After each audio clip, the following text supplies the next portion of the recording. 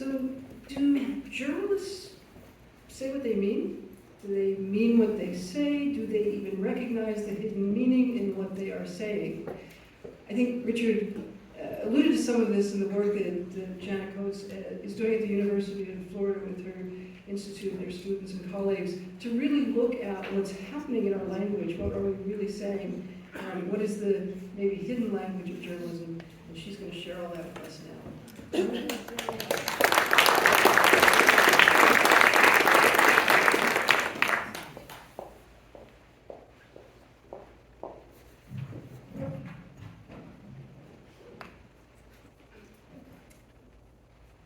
So I'm going to talk some about the research we're doing at UF about journalism and language, and whether journalists are using language to really convey what they mean, and how that might help us with building understanding, which I would say is the essential piece to getting to trust. Trust has been kind of the coin of the realm that we think about things like media literacy, which puts the burden on the consumer, transparency, let's just say what we're doing, and that will help build trust. But all this assumes that we, the larger we, understand how media works, and it assumes that building trust is possible, that there's a straight line from these methods to trust. Media literacy teaches us some important things about language.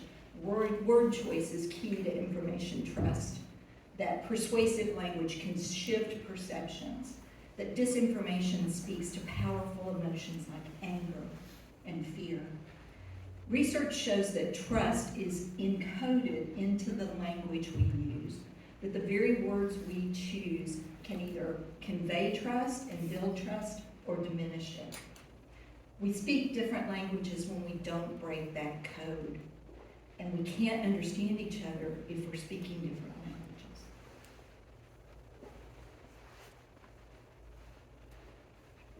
So our idea is let's build understanding from the start through the words we choose, and that understanding is a step towards trust. Tracy Powell and Candace Wortman really drove home to me when I did this presentation a while ago that we can't assume trust as that we're going to get there right away. So our question here, our research question is, do journalists speak their own language? Thank you, Paul Chung, for prompting this conversation with me. Are there words journalists use reflexively to describe particular people or events or topics? And the answer is this is what journalists think they're doing. Journalists think that they know when they're using divisive or imprecise language. We feel it in our gut, famous gut. We use different words to convey what we think are similar ideas, but are those words really comparable? We can use computational linguistics, which is what we're doing at UF, to really help us understand language use at scale. We're using a corpus of news coverage from the web that can help us understand authentic news language. Our findings, surprise, surprise, there is a common language journalists use, and it's particularly evident on controversial topics. That can create a gap between what journalists are trying to convey and how it's received. Our case study looked at the coverage of George Floyd's murder. We really wanted to understand the language that was being used and the meanings that were being conveyed in that coverage of the protests around that. The word protest is the most commonly used to describe the public response to George Floyd's murder, and the verbs associated with protest often carry very negative connotations, an expectation of disruption, of chaos, of volatility. As Richard said, we found words that were truly about fire. Spark, which appeared more often in the corpus, related to George Floyd than it did with the literal meaning of fire, the literal meaning to start a fire. Ignite, this idea again that there's some kind of disruption happening, that something scary and violent is going to happen, even when that's not what the story is about, even when that's not the event that's happening. Erupt. These are verbs that are just reflexively used in coverage of protests, such as the George Floyd protests. Some of it shows up in coverage of abortion.